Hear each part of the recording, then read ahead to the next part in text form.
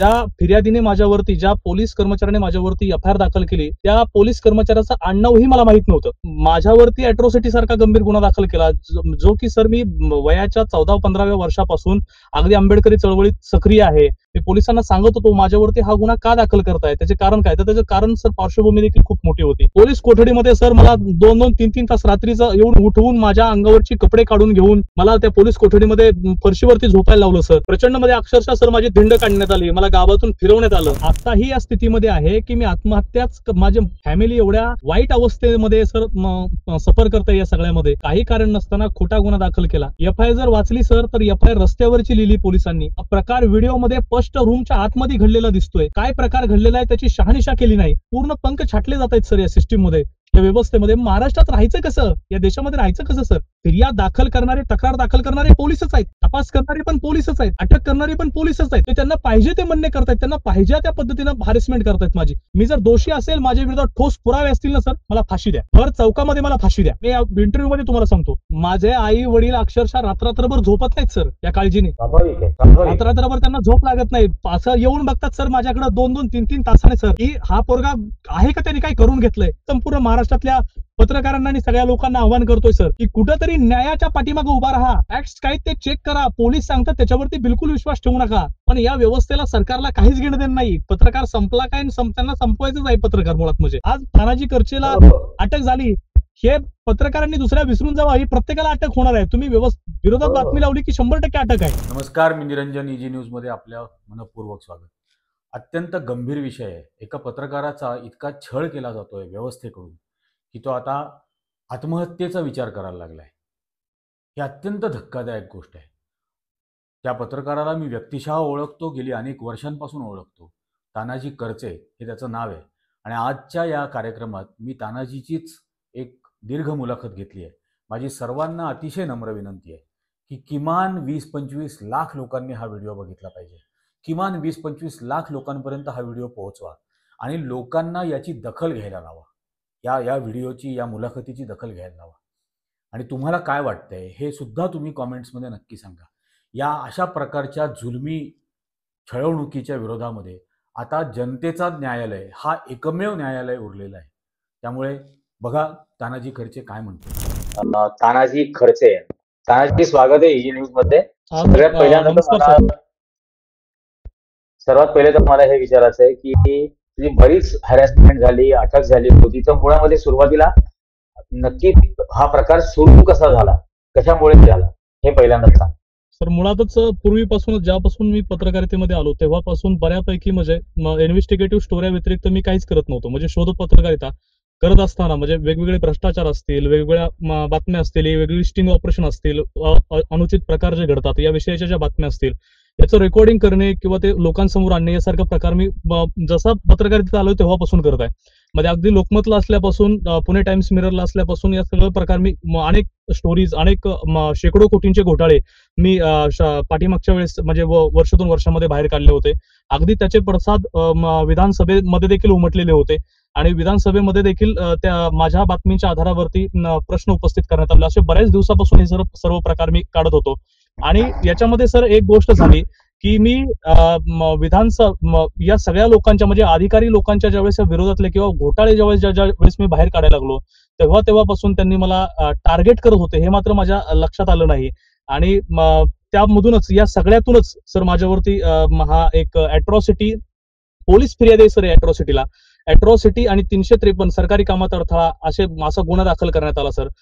खरं तर एवढी गंभीर बाब होती सर की मला या गुन्ह्यामध्ये 22 दिवस अक्षरशः जेलमध्ये काढावे लागले. एवढी हॅरेसमेंट सर या लोकांनी केली, माझी प्रचंड हॅरेसमेंट केली सर. म्हणजे अगदी तुम्हाला सांगायचं झालं तर मला ज्या फिर्यादीने माझ्यावरती, ज्या पोलीस कर्मचाऱ्याने माझ्यावरती एफआयआर दाखल केली, त्या पोलीस कर्मचाऱ्याचं आडनावही मला माहित नव्हतं.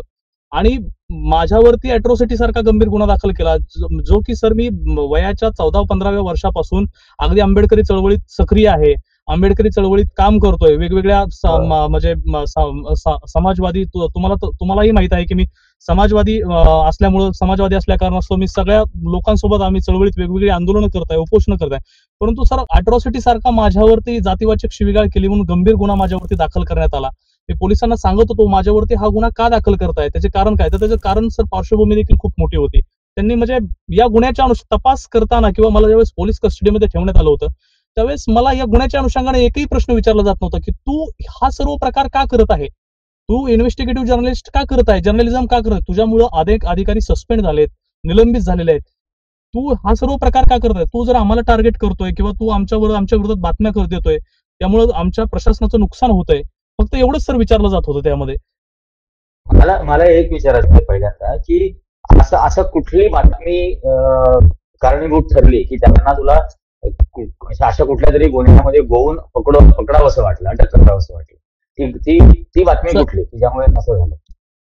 इंदापूर पोलिसांनी जी माझ्यावरती कारवाई केली, पुणे ग्रामीणच्या पोलिसांनी, तर सर याची तुम्हाला पार्श्वभूमी थोडक्यात सांगतो मी की पाठीमागच्या एक इलेक्शनच्या अगोदर, हे विधानसभेच्या निवडणुका लागायच्या अगोदर, कवठळी या गावामधल्या एका अल्पवयीन मुलांवरती काही पोस्को अंतर्गत काही खोटे गुन्हे दाखल करण्यात आले होते. हे तपासी अधिकारी तिथं त्यावेळेस इंदापूर पोलीस स्टेशनचे गरड नावाचे तपासी अधिकारी होते, PSI गरड.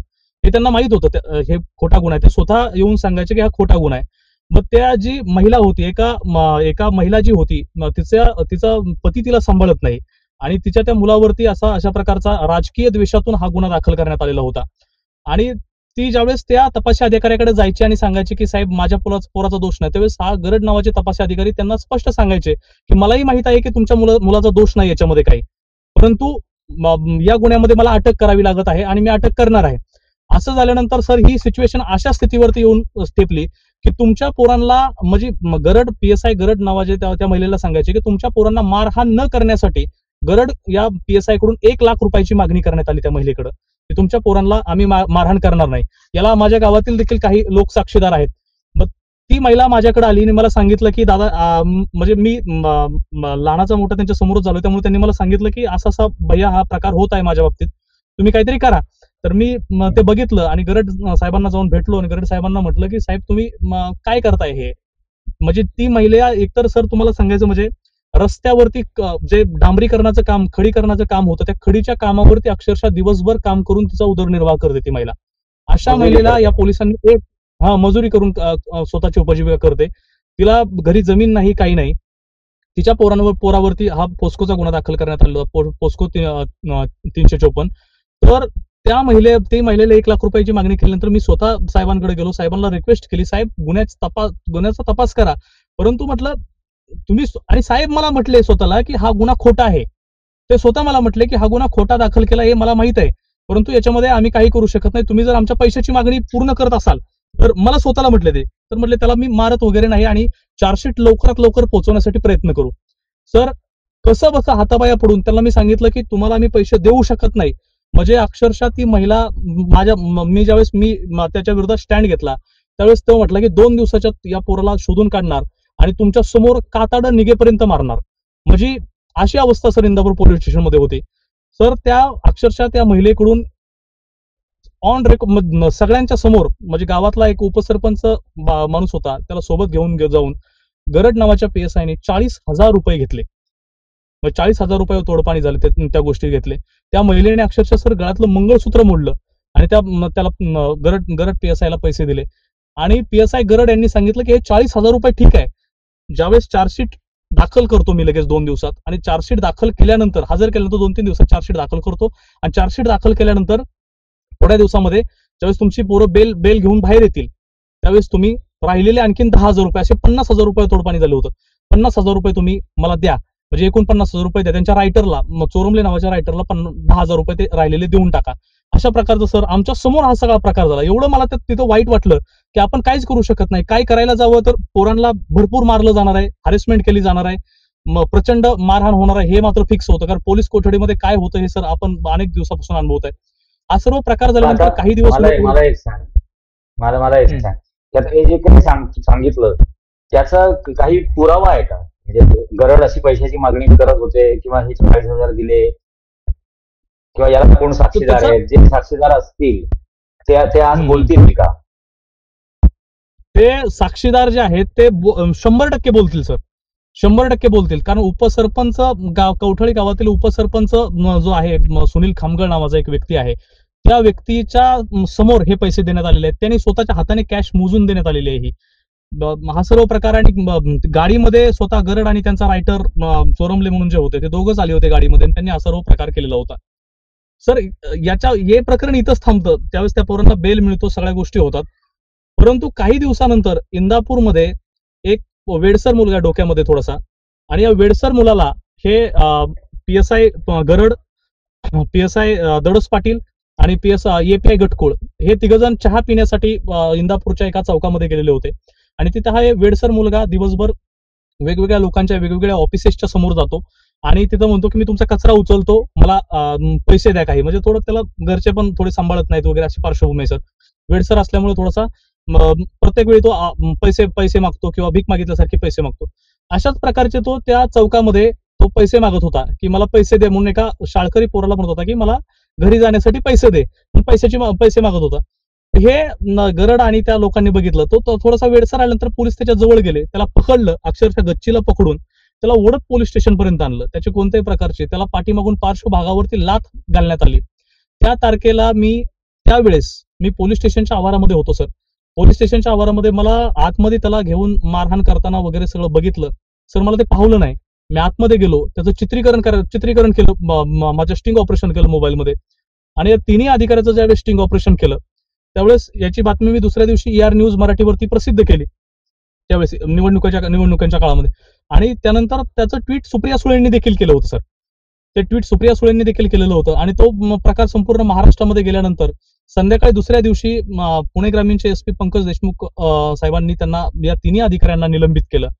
याचा राग प्रचंड मनामध्ये या अधिकाऱ्यांनी पोलीस डिपार्टमेंटने माझ्याबद्दल धरलेला होता. आणि बऱ्याच दिवसापासून की तू आमचे स्टिंग ऑपरेशन करतो, तू आमच्या वाळू तस्करीच्या बातम्या लावतो, तू आमच्या गुटखा विक्रीच्या बातम्या लावतो, तू आमच्या मटका विक्रीच्या बातम्या लावतो, मटक्याच्या व्यवसायाच्या बातम्या लावतो, तू 2 नंबर धंदे चालू देत नाही, तू पोलीस जे हप्ते कलेक्शन करतात ते हप्ते पोलिसांचे बंद पडतायत, सिस्टीम तू उद्ध्वस्त करून टाकतोय पोलिसांची जी त्यांची स्वतःची व्यक्तिगत सिस्टीम आहे. अशा प्रकारे म्हणून सर त्याचा राग मनामध्ये धरून प्रचंड माझ्यावरती बऱ्याच दिवसापासून हे पुणे ग्रामीणचे पोलीस ट्रॅप लावून होते. आणि सर त्यांचा जो ट्रॅप आहे तो त्या दिवशी 28 तारखेला सक्सेस झाला. आणि माझ्यावरती हा गुन्हा दाखल करताना 28 तारखेला सर तुम्हाला त्याच्या अगोदरची पार्श्वभूमी सांगतो की 28 तारखेलाच का गुन्हा माझ्यावरती दाखल झाला. 27 तारखेला मला एक फोन आला होता बारामतीहून की सीमा मुसळे नावाच्या महिलेचा की तुम्ही मी बऱ्याच दिवसापासून तहसील कचेरीच्या समोर प्रांत अधिकारी कार्यालय जे आहे बारामतीचं त्या प्रांत अधिकारी कार्यालयाच्या समोर मी उपोषणाला बसलेले आहे 5 ते 6 दिवस झाले, परंतु कोणत्याही प्रकारची माझी दखल घेतली जात नाही. मी त्यांना विचारलं कारण काय, तर त्याच्या मुलावरती खोटा अॅट्रॉसिटीचा गुन्हा दाखल झालेला होता. आणि हे तपासी अधिकारी जे होते DYSP सुदर्शन राठोड साहेब हे त्यांनाही माहित होतं की हा गुन्हा खोटा आहे म्हणून. त्यांनी स्वतः मला बोलताना देखील ते म्हटले होते की हा गुन्हा खोटा दाखल झालेला आहे म्हणून. ज्यावेळेस माझा आणि त्यांचं संध्याकाळी 27 तारखेला संध्याकाळी बातमी लागल्यानंतर त्यांचा मला फोन आला. तर मी ती बातमी 27 तारखेला पब्लिश केली सर संध्याकाळी. आणि तिला प्रचंड व्ह्यू येऊ लागले किंवा व्हायरल होऊ लागली ती बातमी महाराष्ट्रभर. आणि बातमी ज्यावेळेस पब्लिश केली की महिलेचे काय दुःख आहेत व्यथा आहेत ते, त्यानंतर मला DYSP साहेबांचा फोन आला की तानाजी तुम्ही बातमीत बदल करा, बातमी डिलीट करा. कारण त्या बातमीचं हेडिंग असं होतं की बारामतीचा DYSP बनला आका, अशा हेडिंगची ती बातमी होती. म्हणजे त्या हेडिंगची बातमी ज्यावेळेस पब्लिश केली त्यावेळेस मला त्यांचा फोन आला की तुम्ही ही बातमी डिलीट करा, बातमीत बदल करा म्हणून मला त्यांचं फोन येऊ लागले. पण मी ते ऐकलं नाही सर. माझ्या पिंडाप्रमाणे किंवा माझ्या स्वभावाप्रमाणे म्हणा किंवा सिस्टीम मध्ये आपल्याला जे पत्रकारितेत बसतंय किंवा आपण प्रामाणिकपणे जे करतोय ते बरोबर आहे म्हणून चालत आपल्या पुरावे आहेत आपल्याकडे सबळ, त्यामुळे ते का डिलीट करायचे असा प्रश्न माझ्या समोर उपस्थित झाला सर. आणि मी ती बातमी डिलीट केली नाही सर. आणि मग त्यांनी तेव्हापासून माझ्यावरती पूर्णतः पाळत ठेवली. आणि 28 तारखेला नेमकं मी इंदापूर पोलीस स्टेशनला गेलो होतो सर. इंदापूर पोलीस स्टेशनला दुपारी 3च्या सुमारास मी गेलेलो होतो. 3च्या सुमारास गेल्यानंतर मी गुन्ह्याची माहिती घेण्यासाठी गेलो होतो. तिथं PI वगैरे पुण्याला क्राईम मिटिंगसाठी गेलेले होते असं मला सांगण्यात आलं तिथं गेल्यानंतर. त्यानंतर मी तिथून ज्यावेळेस पोलीस स्टेशनच्या पाठीमागून जाण्यासाठी एक रस्ता आहे आणि पुढून येण्यासाठी एक रस्ता आहे. पुढचं गेट बंद असतं पोलीस स्टेशनच्या पाठीमागून गाड्या येतात जातात. मग माझी गाडी मी तिथून वळवून बाहेर काढण्यासाठी निघालो. त्यावेळेस पाठीमागच्या साईडला एक पोलीस वसाहत आहे सर. पोलीस वसाहत म्हणजे राहण्यासाठी पोलिसांना रूम बांधलेले आहेत. तिथं काही पोलीस अधिकाऱ्यांचे DBच्या रूम वगैरे अशा पोलिसांची कार्यालय आहेत जिथं की या आरोपींना किंवा नागरिकांना नेऊन प्रचंड मारहाण केली जाते पोलीस दलामध्ये. जसं की बलजीत सिंग विरुद्ध परमवीर सिंग असा खटला आहे सुप्रीम कोर्टाचा की पोलीस स्टेशनची बाथरूम सोडली तर इतर सर्व ठिकाणावरती CCTV मध्ये लावले पाहिजेत किंवा सीसीटीव्ही मध्ये तुमचा पूर्ण कारभार चालला पाहिजे, कारण कस्टोडियल डेथ होतात, मारहाण होते त्यामुळे. परंतु असा त्या ठिकाणी प्रकार नव्हता. पुढच्या साईडला ज्या ठिकाणी सीसीटीव्ही आहे तिथं हे लोक बसत नव्हते, पाठीमागच्या साईडला हे सगळा प्रकार होता. वसाहतीमध्ये, पोलीस वसाहतीमध्ये ऑफिस होते. त्यामध्ये मी जात असताना मला तिथे काही विद्यार्थ्यांची पालक उभा होती. त्या लोकांनी मला सांगितलं की पत्रकार साहेब, मला ओळखत होते पर्सनली ते. मी त्यांना म्हणलं का हा बोला ना. तर त्यावेळेस त्यांनी मला सांगितलं की आमच्या मुलांना, शाळकरी पोरांना, शाळेतल्या 10वी-11वीच्या पोरांना, 10वीचा सेंड ऑफ होता त्या दिवशी, 10वीच्या मुलांना आमच्या पोलिसांनी आणून रूम मध्ये कोंडून ठेवलेले, डांबून ठेवलेले अल्पवयीन पोरांना. मला त्यांनी हा प्रकार सांगितल्यानंतर मी म्हटलं हा किती दिवसापासून. तर त्यातला एक पालक मला म्हटले की पत्रकार साहेब, ही दुसरी वेळ आहे माझी यायची. असं गेल्या एक महिन्यापासून होत आहे की पोलीस जात आहेत, त्या जे शाळकरी पोरं गाडीवरती येत आहेत अल्पवयीन, त्यांना पकडतायत, घेऊन येत आहेत पोलीस स्टेशनला. एका रूम मध्ये, पाठीमागच्या डीबीच्या रूमच्या शेजारी जी रूम आहे त्याच्यामध्ये, रूम मध्ये माझ्याकडे तो व्हिडिओ देखील आहे सर. त्यातला मी काय खोटं बोलत नाही माझं, कारण मी ज्यावेळेस दरवाजा वाजवला त्यावेळेस आतमधून एका मुलाने दरवाजा उघडलेला आहे. ती मुलांना घेऊन येत आहेत, त्या रूम मध्ये ठेवत आहेत, आणि सर त्याच्या पालकांना अक्षरशः पोलीस फोन लावतात आणि बोलवून घेतात पोलीस पालकांना, आणि पोरांवरती गुन्हा दाखल करायची धमकी देतात. कारण शेवटी शाळकरी पोरावरती गुन्हा दाखल झाला तर कोणत्याही पालकाला माहित आहे की आपल्या पोराचं नुकसान होणार आहे. उद्या शासकीय नोकरी लागत नाही, कुठं एनओसी घ्यायची म्हटलं तर मिळत नाही. या सगळ्या गोष्टी माहित असतात. त्यामुळे सर पालक काय म्हणतात की तुम्ही गुन्हा दाखल करू नका म्हणून विनंती करायला लागले की त्यांच्याकडून परत सर पैशाची मागणी केली जाते, आणि 5,000 10,000 वरती असे त्या मुलांवर कोणते गुन्हे दाखल करावे? मुलांवरती पालकांना अक्षरशः धमक्या दिल्या जातात सर, की पालकांना तुमचं पोरगं अल्पवयीन आहे, अल्पवयीन पोरांना गाडी चालवण्याचा राईट नाही, त्यामुळे तुमच्या पोरांवरती लायसन नसताना ड्रायव्हिंग करणे वगैरे यासारखे गुन्हे आम्ही दाखल करू, किंवा हुल्लडबाजी करणे यासारखे आम्ही तुमच्या पोरांवरती गुन्हे दाखल करू. पण मला ज्यावेळेस ही बातमी कळाली त्यावेळेस खरंच काय प्रकार आहे ते पाहण्यासाठी मी सर स्टिंग ऑपरेशनचा मोबाईलचा कॅमेरा चालू केलेला होता, आणि तो घेऊन गेलो. दरवाजा वाजवला सर, आतमधून अक्षरशः एका लहान पोरानं आतमध्ये गाणी लावलेली, जे माझ्यावरती ज्यांनी गुन्हा दाखल केला ते कॉन्स्टेबल रणदेवे तिथं झोपलेले होते. अक्षरशः पोलीस कर्मचारी तिथे झोपले, चटई टाकून झोपलेले होते. आणि ज्यावेळेस मी दरवाजा वाजवला त्यावेळेस आतून एका लहान मुलाने दरवाजा उघडला.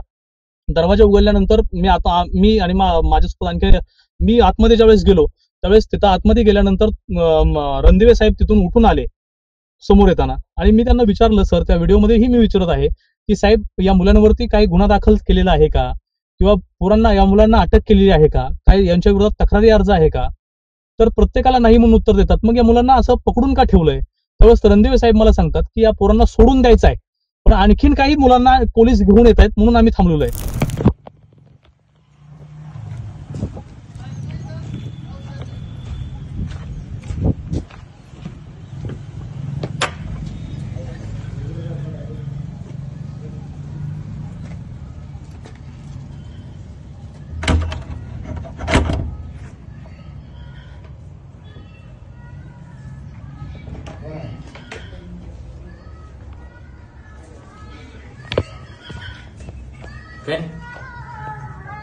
काय अटक आहेत का पोरं? नाही, मग ते आणून ठेवले त्यांना, ते गाडी करत पळवत आहे. गुन्हा वगैरे दाखल आहे का? नाही, काहीच नाही. किसे नाही ती ठीकच नाही. तुम्ही कोण? पत्रकार. नाही, ते कारवाई करायची, ती अजून आणायची पोरं दुसरी गाड्या नाही गेली, ती दुसऱ्या गाड्या आणल्या की मग करतील कारवाई करायची. रावतंय का अलीकडलं? काय माहिती, मोबाईल पण करावं, रेकॉर्डिंग आहे ना? नाही. म्हणजे आपल्या हे लक्षात येईल की कशा प्रकारे ही सर एक संघटित गुन्हेगारी आहे. हो, ही संघटित गुन्हेगारी. फक्त सामान्य लोकांवरती संघटित मोक्या अंतर्गत कारवाई केली जाते, मग या अशा अधिकाऱ्यांवरती संघटित गुन्हेगारीची कारवाई का केली जात नाही असा प्रश्न आहे ना. की पैसे गोळा करण्याची एक संघटित गुन्हेगारी आहे पोलिसांची. म्हणजे पाहायला गेलं तर त्या अक्षरशः मुलं घाबरलेल्या अवस्थेत. एवढं झाल्यानंतर त्याच्या रणदिवे साहेबांच्या असं लक्षात आलं साहेबांच्या की हा माझं म्हणजे मी त्यांचं रेकॉर्डिंग करत आहे. आता सर स्वतः अमितेश कुमार जे पुण्याचे सीपी आहेत सध्या, त्यावेळी नागपूरला सीपी होते. सुप्रीम कोर्टाचे 10 केस लॉज आहेत सर वेगवेगळे, आणि स्वतः अमितेश कुमारांनी सांगितलंय की पोलिसांचं रेकॉर्डिंग करणं पोलीस स्टेशनमध्ये किंवा पब्लिक प्लेसमध्ये हे आहे ग्रँड म्हणजे मान्यता प्राप्त आहे. तरी देखील यांनी माझ्या हातातले माझे मोबाईल हिसकावून घेतले, तू रेकॉर्डिंग करत आहे का म्हणून, आणि मला अक्षरशः रूम मधून बाहेर हाकलून दिलं, पुन्हा कडी लावण्यात आली.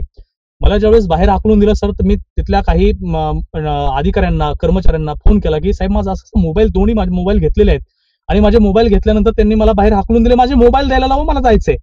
मी त्यांना हेच सांगत होतो सर. तर त्यांनी सांगितलं की आणि ते बोलतायत कर्मचारी की आम्ही त्यांना सांगतो पत्रकार साहेब तुम्ही काय करू, त्यांचा व्हिडिओ वगैरे लावू नका, आम्ही त्यांना तुमचे मोबाईल द्यायला लावतो. मोबाईल द्यायला लावतो म्हणून अक्षरशः रूमचा कडी उघडली नाही, मी समोर आलो. त्या ठिकाणी ज्या दिवशी ते तिथला चार्ज ज्या ऑफिसरकडे, ज्या हवालदारांकडे तिथला FIR लिहिण्याचा चार्ज होता, अशा हवालदाराकडे मी गेलो. त्यांना सांगितलं की साहेब असा प्रकार घडलेला आहे. ते स्वतः म्हणले की मी तुमच्या सोबत येतो पत्रकार साहेब आणि तुमचे मोबाईल द्यायला लावतो म्हणले. त्यांनी त्या सीसीटीव्ही मध्ये दिसतही त्यांनी मला मिठी मारली म्हणून, तुम्ही काय करू नका म्हणून, असं म्हणजे बातमी वगैरे काय करू नका, गरीब माणूस आहे, त्याची नोकरी द्याल. मी त्यांना म्हटलं माझे मोबाईल द्या, असा प्रकार काय घडलेला आहे ते मी नंतर ठरवेन बातमी लावायची का नाही. सर अक्षरशः म्हणजे तिथून मला घेऊन आले आणि काही वेळ याच्यामध्ये एक साधारणतः अर्धा पाऊण तासाचा वेळ गेला. तोपर्यंत अचानकपणे कॉन्स्टेबल बाहेर येतो, माझ्यासोबत रणदिवे नावांचे कॉन्स्टेबल बाहेर येतात आणि माझे मोबाईल माझ्या हातामध्ये देतात आणि मला म्हणतात की याने मला जातीवरून शिवीगाळ केलेली आहे, जातीवाचक शिवीगाळ केलेली आहे, म्हणजे अगदी एवढ्या खालच्या दर्जाची भाषा, आणि यांनी मला मारहाण केलेली आहे सर. आणि त्याची माझी FIR घ्या. त्यांना मी सांगितलं की सर तुम्हाला मी कोणत्याही प्रकारची, तुम्हाला मी काहीच केलेलं नाही, मारहाण केलेली नाही, काही केलेलं नाही. त्यातले काही पोलीस कर्मचारी त्यांना सांगतात अरे बाबा खोटं लिहू नको, कोणाचं तरी ऐकून खोटी FIR देऊ नकोस, असे पोलीस कर्मचारी देखील सांगत आहेत त्यांना की तुम्ही खोटी FIR देऊ नका, कोणाचं तरी ऐकून तुम्ही विनाकारण बळीचा बकरा व्हाल. सर मी तुम्हाला सांगतो 27 तारखेला हा सगळा प्रकार घडला. 27 तारखेला बातमी लावली, माझ्यावरती प्रेशर आलं बातमी डिलीट कर, बातमीत बदल कर म्हणून. आणि आता या इंटरव्ह्यू नंतरही माझ्यावरती ऍक्शन होणार आहे हे मलाही माहिती आहे. परंतु मी स्वतः सर ठरवलेलं आहे की मी शांत जरी बसलो, मी ठरवलं म्हणजे 22 दिवस ज्यावेळेस मला जेलमध्ये टाकण्यात आलं, हॅरेसमेंट करण्यात आली प्रचंड पोलीस कोठडीमध्ये, माझी प्रचंड मध्ये अक्षरशः सर माझी धिंड काढण्यात आली, मला गावातून फिरवण्यात आलं, म्हणजे एवढं वाईट होतं सर. मी सगळ्यात गुन्हेगार होतो का? जे लोक खूप मर्डर करतात त्यांना मला गावातून फिरवण्यात आलं सर माझ्या स्वतःच्या पोलीस संरक्षणामध्ये. नाही, हातामध्ये बेड्या नव्हत्या, हात पकडले होते पोलिसांनी आणि अख्ख्या गावाच्या मधून मला फिरवण्यात आलं सर. अक्षरशः एवढं वाईट होतं ते.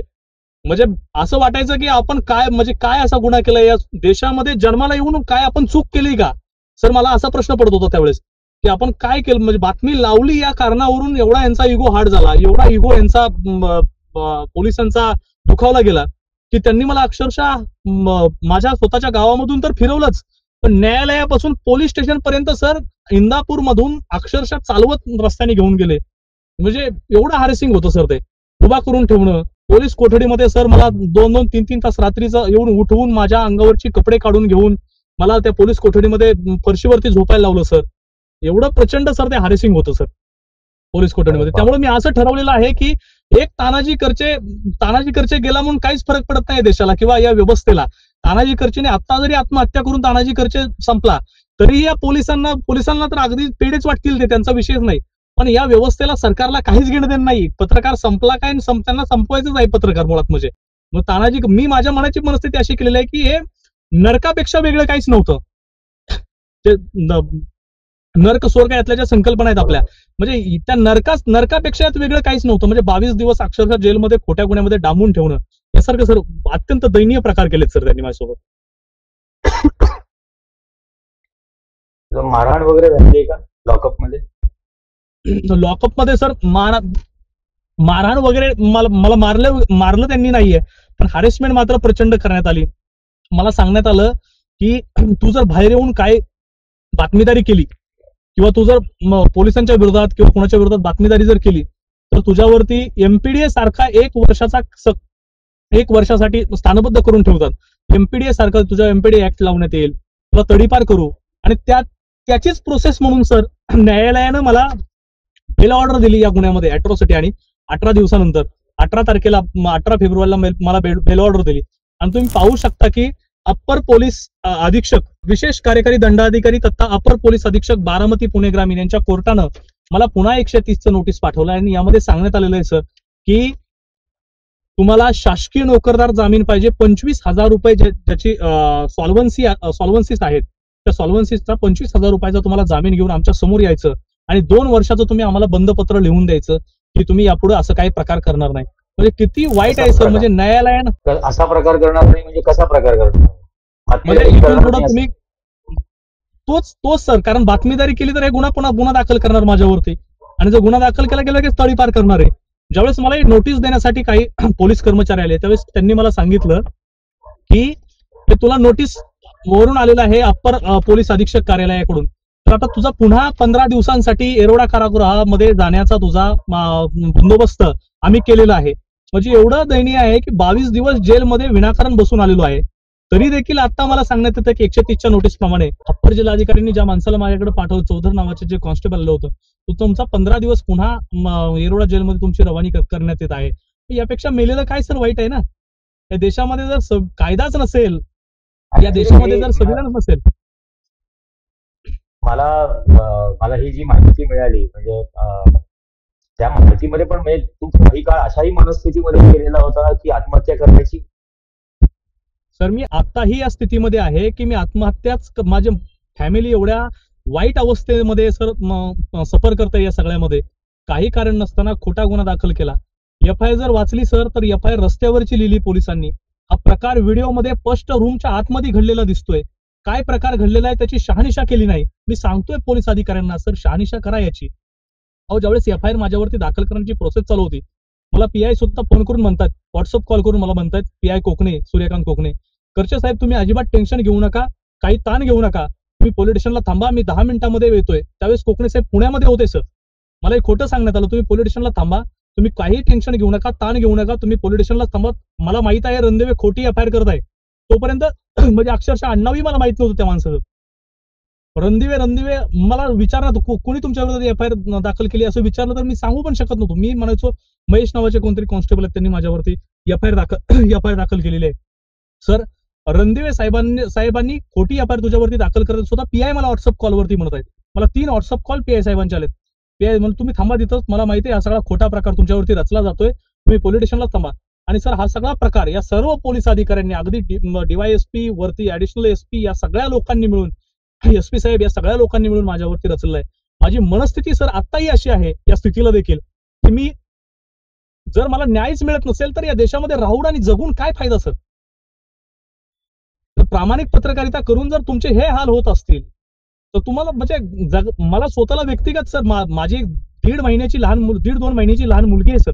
मला माझं आता लग्न होऊन 1 वर्ष, 4 तारखेला माझा लग्नाचा वाढदिवस होता, त्यावेळेस मी जेलमध्ये होतो सर.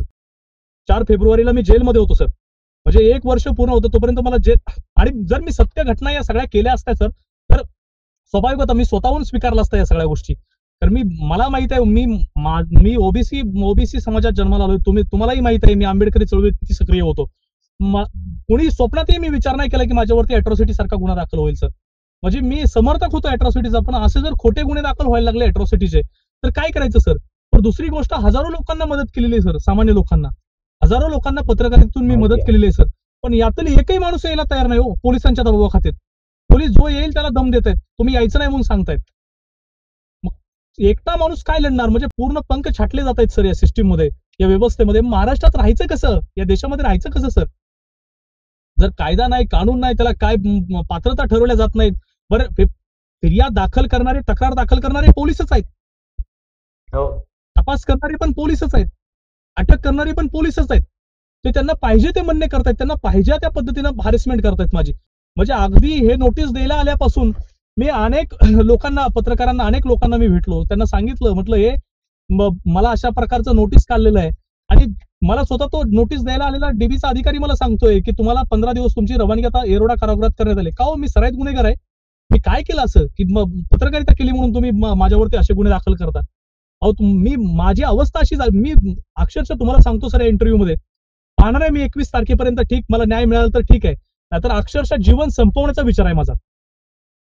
एवढं हॅरेसमेंट. मी उलट म्हणेन की जर अशा पद्धतीचा अन्याय होत असेल आणि जर इतकी मरणाची जर तयारी असेल तर मग न्यायासाठी मरायचं, मग लढायचं. न्याय सर, न्याय कुणाकडे मागायला जायचं सर? न्याय ज्या माणसांकडे मागायला जातोय आपण, ते सगळेच लोक करप्ट आहेत हो. आपण कुणाकडे जायचं न्याय मागायला? सर्वोच्च न्यायालयाचे 4 न्यायाधीश सुद्धा पत्रकार परिषद घेऊन असं म्हणाले होते की आम्ही आता जनतेच्या न्यायालयात आलोय. त्यामुळे जनतेचं न्यायालय त्यांनी त्यांच्यापेक्षा मोठं मानलं होतं. त्यामुळे आता हा सगळा संघर्ष, ही सगळी हॅरॅसमेंट, हा सगळा झालेला मानसिक छळ आणि शारीरिक छळ हे सर्व जनतेसमोरच यायला हवं. आणि ऍक्च्युली खरं तर मी असं म्हणेन की मेनस्ट्रीम माध्यमं जेवढी आहेत, प्रसार माध्यमं, या सर्वांनी या प्रकरणामधला एक्सपोज केलं पाहिजे. हे सर्व प्रकरण लोकांसमोर मांडलं पाहिजे. आणि ही फार मोठी जबाबदारी आहे प्रसार माध्यमांची. जर माध्यमामध्ये काम करणाऱ्या माणसाच्या अन्यायाविरुद्ध जर का माध्यमं उभी राहणार नसतील, तर सामान्य माणसासाठी उभं राहणं तर कल्पनाच करू शकणार नाही. आज ही माध्यमांच्या परीक्षेचा काळ आहे. या राज्यामधल्या प्रत्येक संपादकाच्या परीक्षेचा हा काळ आहे की हा संपादक उघडपणाने भूमिका घेऊन राहणार का. ते आपापसात आधी फोन करत असतील, व्हॉट्सअपवर चॅट करत असतील वगैरे, त्याला काही नाही अर्थ. हे सर्व करून सुद्धा जर हॅरॅसमेंट होते आणि छळ होतोय, तर हे सर्व लोकांच्या समोर आणणं हे सर्वात महत्वाची जबाबदारी आणि तीच व्हायला हवी. पण हे लोकांसमोर आलंच पाहिजे. अशा पद्धतीने जर काही, म्हणजे महाराष्ट्र हे काय मोगलाई आहे, अशा पद्धतीने लोकांसमोर म्हणजे लोकांच्या हक्कासाठी म्हणून कोणीतरी संघर्ष करत असेल, तर त्याला अशा पद्धतीने हॅरॅसमेंट जर होणार असेल, तर ती हॅरॅसमेंट एक्सपोज झालीच पाहिजे 100%. वाटेल ती किंमत चुकव. आणि दुसरी गोष्ट गेलेले आहेत. दुसरी गोष्ट अशी सर, की आपण त्यांच्या वरिष्ठ अधिकाऱ्यांकडे गेलो. समजा माझ्यावरती डीवायएसपीने कारवाई केली, एसपीला मी सर 3-4 त्या दिवशी फोन केले की माझ्यावरती अशी कारवाई खोटी होत आहे. अक्षरशः फोन उचलण्यात आलेला नाही. डीवायएसपीने अक्षरशः ब्लॉक नंबर केला. मी तुम्हाला सांगतो सर, 100% आपला इंटरव्ह्यू पूर्ण झाला की 100% माझ्यावरती पोलीस आणखी पुन्हा एकदा कारवाई करणार. त्यांनी मला सक्त वॉर्निंग दिली. आता कुठला गुन्हा नोंदवती? त्यांनी मला सांगितलंय की कोणताही खोटा गुन्हा तुझ्यावरती टाक. सर हा काही खरा गुन्हा नाही हो. हा जो त्यांनी अॅट्रॉसिटी 353 जो गुन्हा जो माझ्यावरती दाखल केला, त्याची एफआयआर कुणीही वाचल्या, आंधळ्या माणसाने जर सर वाचली ना, तरी तो आंधळा माणूस देखील त्याला जर ऐकवली तर सांगेल की ही एफआयआर खोटी आहे म्हणून. सर न्यायालयामध्ये जरी हे घेऊन गेलो आपण, तरी त्यांनाही समजणार आहे की ही एफआयआर खोटी आहे सर. परंतु एवढं बेल ऑर्डर केली सर कोर्टानं, की कोर्टाने सांगितलेलं आहे त्यांना की बाबा म्हणजे तुम्हाला तपास कामी ज्यावेळेस त्यांना बोलवायचं त्यावेळेस लेखी आदेश देण्यात यावा आणि बोलवण्यात यावं. त्यांनी मला बोलवलं नाही तपासाला, किंवा तपासाचा भाग संपलेला असेल, काय झालेलं असेल ते मला माहित नाही. त्यासाठी मला बोलवण्यात आलं नाही. न्यायालयाने मला असं कधी सांगितलं नाही तू पोलीस स्टेशनला गेलाच पाहिजे, हजेरी लावली पाहिजे, असं मला कुठेही सांगण्यात आलेलं नाही. परंतु सर त्यांनी त्याच्यावरती एक पर्याय काढला की हा जर समजा न्यायालयात जात आहे, तर मग त्यांनी स्वतःचं न्यायालय, स्वतःचं कोर्ट आहे त्यांचं, त्याप्रमाणे ते नोटीस पाठवू लागले. म्हणजे 130 अंतर्गत मुळात म्हणजे गुन्हेगार ज्यावेळेस इथं सुटले जातात, किंवा या इंदापूरमध्ये ज्यावेळेस इतर गुन्हेगार आहेत सुटल्यानंतर त्यांना कचेरीमध्ये नेऊन तहसीलदारच्या समोर 110चं प्रिव्हेंटिव्ह ऍक्शन केली जाते. माझ्या एकट्यावरती 130ची ऍक्शन केली जाते, प्रिव्हेंटिव्ह ऍक्शन केली जाते. तुम्हाला अप्पर पोलीस अधीक्षक गणेश बिरादार साहेब यांच्या समोर उभं करण्यात येणार आहे. म्हणजे असं का? म्हणजे तुम्ही स्वतःच न्यायाधीश त्या दिवशी, आणि तुम्हीच सगळ्या गोष्टी, मग तुम्ही मला जेलमध्ये पाठवणार आणि पुन्हा हॅरेसमेंट करणार माझी, पुन्हा माझ्यावरती तुम्ही गंभीर गुन्हे दाखल करणार, पुन्हा तुम्ही मला तडीपारच्या धमक्या देणार, पुन्हा तुम्ही सांगणार की पोलिसांच्या विरोधात इथून पुढे काही करायचं नाही, माझ्याकडून बॉन्ड लिहून घेणार. हा सर कुठली न्याय व्यवस्था आहे सर ही? मला काही समजत नाही या न्याय व्यवस्थेचं. मी एवढंही सांगतो सर, मी जर दोषी असेल, माझ्या विरोधात ठोस पुरावे असतील ना सर, मला फाशी द्या. भर चौकामध्ये मला फाशी द्या. जर मी कुणाला ब्लॅकमेल केलं असेल, कुणाकडून पैसे ब्लॅकमेल करून काढले, त्याचे जर पुरावे तुमच्याकडे असतील, किंवा तुम्ही जर ते सिद्ध करू शकला ना, किंवा मी केलेलं आहे हे जर सत्य असेल ना सर, मला भर चौकात फाशी द्या. मी इंटरव्ह्यू मध्ये तुम्हाला सांगतो, मी केलंच नाही हो. मी जर यांना ब्लॅकमेल केलं असतं किंवा काय प्रकार केले, माझ्यावरती पाठीमागच खंडणीचे गुन्हे दाखल केले असते ना. साधा पर्याय होता ना. यांना जर एखाद्या पत्रकाराचा किंवा वरिष्ठ एखाद्या संपादकाचा फोन आला, तर त्यांना हे सांगतात की तो ब्लॅकमेल करतो. ब्लॅकमेल करतो म्हणजे काय? तुम्हाला ब्लॅकमेल केलं? तुम्हाला मी मॅनेज झालो ना, हे तुमचं ब्लॅकमेलिंग? मला या अनेक दिवसापासून म्हणत होते की वाळू सुरळीतपणे चालू दे, गांजा सुरळीतपणे चालू दे, मटका सुरळीतपणे चालू दे, तुझा काय असेल तो हप्ता घे. मी त्यांना स्पष्ट सांगितलं मला हप्ता नकोय. मी हप्त्यासाठी पत्रकारिता करत नाही.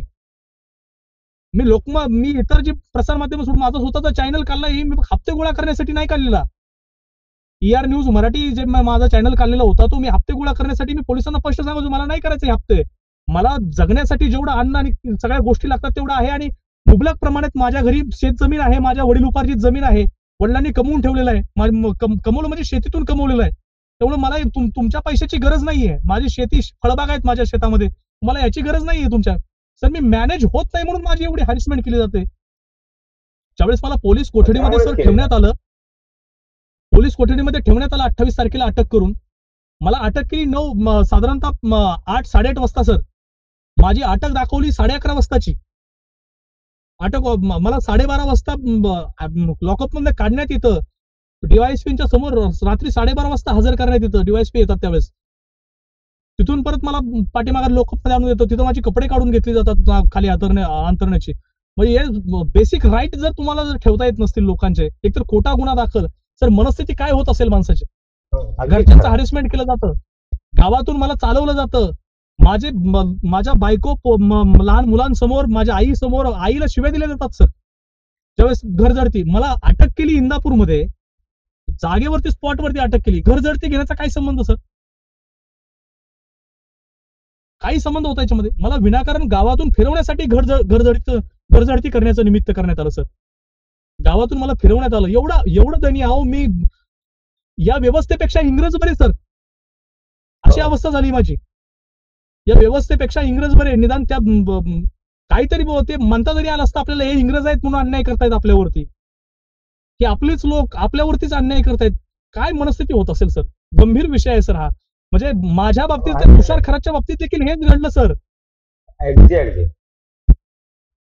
म्हणजे तुम्ही जे पत्रकार बोलणार आहेत, जे पत्रकार व्यवस्थेच्या विरोधामध्ये चालणार आहेत किंवा व्यवस्थेला प्रश्न विचारणार आहेत, त्या लोकांना तुम्ही जर ठोकून काढणार असाल तर मग ठीक आहे ना. तुम्हाला जसं करायचं. आम्ही जर संपलो, आम्ही जर न्यायासाठी संपलो, आम्ही जर समजा जे काही आता बोटा मोजणे एवढी लोक आहे, आम्ही जर संपून गेलो तर ठीक, तुम्हाला पाहिजे तसं तर तुम्ही वागणारच आहे ना. तुमच्या विरोधात कोणी बोलायला तयारच नाही. प्रत्येक संपादकाला सर मी अक्षरशः म्हणजे फोन करून सांगत होतो, मला मदत करा. मी अक्षरशः मला अडकवलं जाते पोलीस प्रत्येकाला सांगायचे, हा मदत करतोय सर मदत. आणि त्यांना जे करायचं तेच केलं. आताही 130 ची नोटीस आली. अनेक मी लोकांना भेटलो. 130 ची नोटीस कशासाठी मला पाठवली? कारण काय 130 ची नोटीस? पण मला प्रिव्हेंटिव्ह ऍक्शन करण्यासाठी. अहो बघा ना, माझ्यावरती पाठीमागे आमच्या जमिनीचा वाद होता, त्याच्यातला एक गुन्हा दाखल आहे माझ्या 2023ला. त्यावेळेसही मी सीसीटीव्ही फुटेज कोर्टामध्ये सादर केले. त्या गुन्हा घडला त्यावेळेस मी पुण्यामध्ये होतो. आता जर तुम्ही या सगळ्या गोष्टी आणि मला सांगतात की अॅट्रॉसिटी सारखा गंभीर गुन्हा आहे, याच्यामध्ये जर तुम्हाला हे पाहिजे असेल तर तुम्ही सरकारी कर्मचाऱ्याला सरकारी नोकरदार जामीन द्या. त्यांनी बरोबर सर हे काढतात. हो, सरकारी नोकरदार जामीन कुठून आणणार? सामान कुठला सरकारी नोकरदार स्वतःच्या नोकरीवरती पाणी फिरवायला तयार आहे त्यांच्या दबावाखाली? त्यांना माहिती आहे हा जामीन मिळत नाही. जामीन नाही मिळाला की याला एरोड्यामध्ये टाकायचं.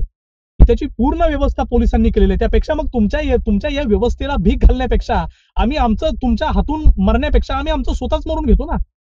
काय करायचं असलं जीवन जगून? त्या देशामध्ये जर किंमतच नसेल माणसाला, किंवा मानव धर्म किंवा नैतिकता तुमच्यामध्ये जर शिल्लक नसेल, राजकारण्यांमध्ये, राज्यकर्त्यांमध्ये जर नैतिकता, या लॉ बनवणाऱ्यांमध्ये जर नैतिकता शिल्लक नसेल, पोलीस सर कर्मचाऱ्यांचा उद्देश काय आहे नक्की? शपथ काय घेतात? आम्ही प्रामाणिकपणे काम करू अशा शपथा घेऊन हे लोक पदावरती येतात.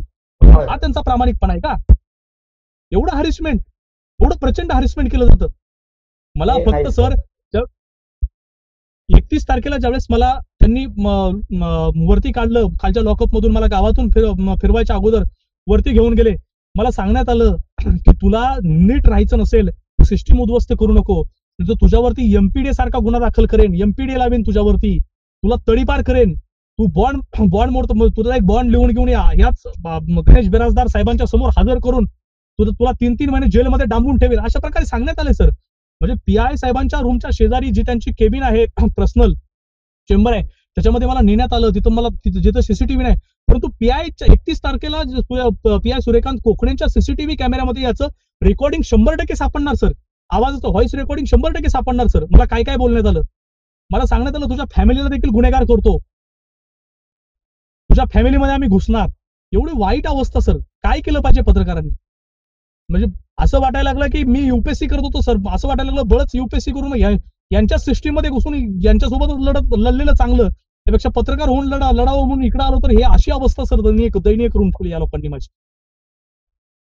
खूप वाईट सर. मी एवढं तळमळलेलं आणखीनही संपूर्ण महाराष्ट्रातल्या पत्रकारांना आणि सगळ्या लोकांना आवाहन करतोय सर की कुठंतरी न्यायाच्या पाठीमागे उभा राहा. फॅक्ट्स काय ते चेक करा. पोलीस सांगतात त्याच्यावरती बिलकुल विश्वास ठेवू नका. फॅक्ट्स काय प्रत्यक्षात ते चेक करा. हो, जर मी तसा वागलो असेल तर मला शिक्षा होऊ द्या, पण जर मी तसा वागलो नाही तरी देखील माझ्यावरती हे आज दिवस आलेले आहेत, ते प्रत्येकावरती येणार आहेत सर. आज तानाजी करचेला अटक झाली, हे पत्रकारांनी दुसऱ्या विसरून जावं, ही प्रत्येकाला अटक होणार आहे. तुम्ही विरोधात बातमी लावली की 100% अटक आहे. एवढं प्रचंड अगदी सर नाही. हॅरेसमेंट करण्यात आलं माझं. तरी मी तुला विनंती करेल, हे तर आम्ही सगळं दाखवूच, पण असं खचून जाऊ नकोस, जरी तशी परिस्थिती असली तरी. आणि हे असं आत्महत्येचा विचार वगैरे तर अजिबात करणं बंद कर. तुझं कुटुंब कुठल्या मानसिक अवस्थेमधून जात असेल याची कल्पना पण मी करू शकत नाही. कारण सर तुम्हाला मी अक्षरशः सांगतो, माझे आई वडील अक्षरशः रात्रभर झोपत नाहीत सर या काळजीने. स्वाभाविक आहे. स्वाभाविक. रात्रभर त्यांना झोप लागत नाही. असं येऊन बघतात सर माझ्याकडे 2-2, 3-3 तासाने सर, की हा पोरगा आहे का, त्याने काही करून घेतलंय. एवढी वाईट अवस्था पत्रकारिता केली म्हणून. अरे त्याच्यापेक्षा आम्हाला धरण पकडा ना, चौकामध्ये फाशी द्या ना, असं हॅरेसमेंट करण्यापेक्षा. आम्ही संपलो तर तुमचा प्रश्न संपेल ना. जर माझा बाप रात्रभर झोपत नसेल, खोटा गुन्हा दाखल करून माझ्यावरती, आणि न्याय मागायला गेलो तर न्याय मिळत नसेल सर, तर आम्ही कुठं जायचं तुम्ही सांगा ना. माझा बाप 2-2 तासाला येऊन बघतो सर, मी अक्षरशः. हे तुम्हाला मारण्यासाठी म्हणून नाही चाललेलं, ते मारण्यासाठी म्हणून नाही, मानसिक खच्चीकरण करणं. हा जो हे जे धैर्य तुम्ही आतापर्यंत दाखवलंय, हे जे धैर्य दाखवलेलं आहे, हे धैर्य संपवून टाकणं, पूर्णपणे डिमोरलाइज करणं, यासाठी हे केलं जात आहे. 50 वर्षाचा बाप कल्पना ज्यावेळेस करू शकतो. रात्री 2-2:30 वाजता येऊन पोरगा जिवंत आहे का हे बघतोय, खूप वाईट वाटतं सर. त्यावेळेस आपला बाप जर रात्रभर झोपत नसेल, काय गुन्हा केला या देशामध्ये? मी जन्माला येऊन गुन्हा केला का? माझ्यावरती खोटा गुन्हा, पर 22 दिवस जेलमध्ये बसून आलो तरी तुम्ही नोटीस पाठवता. अरे तुमचं समाधान कधी होणार आहे? माणसं मेल्यानंतर तुमचं समाधान होणार आहे का? नाही, गेंड्याच्या कातडीचे लोक आहेत सर हे.